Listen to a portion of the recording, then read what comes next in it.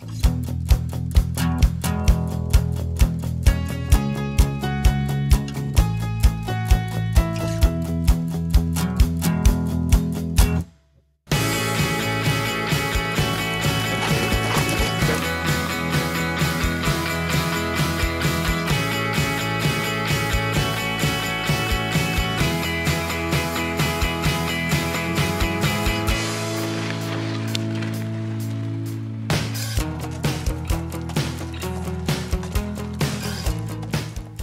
ridelinjen modtager vi professionel undervisning 2 gange om ugen.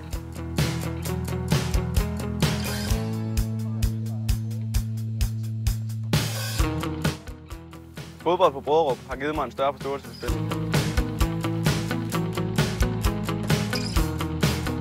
Det er sjovt, det er motiverende, og du har altid lyst til at lære noget nyt.